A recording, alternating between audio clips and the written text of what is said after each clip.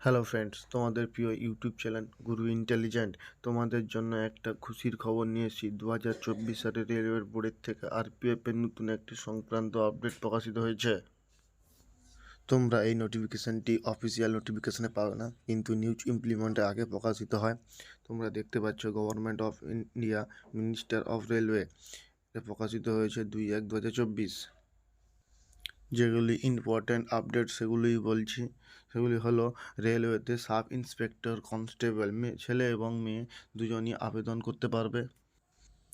আরপিএফের recruitment process হলো, প্রথমে computer basis test, তারপরে ফিজিক্যাল টেস্ট, তারপরে ডকুমেন্ট ভেরিফিকেশান, এসএসসির মতন পুরো।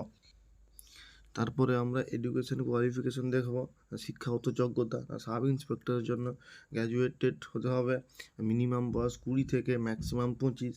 আর কনস্টেবলের জন্য মাধ্যমিক পাস, শুধুমাত্র মাধ্যমিক পাস থাকলেই হবে। মিনিমাম বয়স 18 থেকে 25।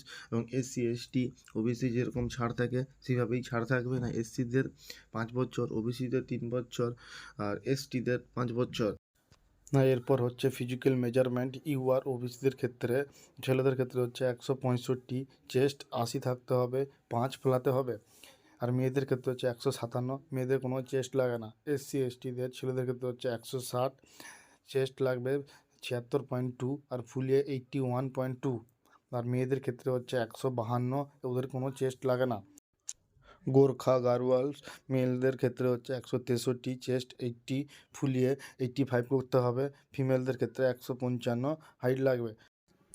সাব ইন্সপেক্টর কনস্টেবলের কতক্ষণ পরীক্ষা হবে, কোথা থেকে কত নম্বর পরীক্ষায় আসবে, সেসব বিষয়ে বলা হয়েছে এখানে। না, টোটাল কোশ্চেন হবে 120 নম্বরের।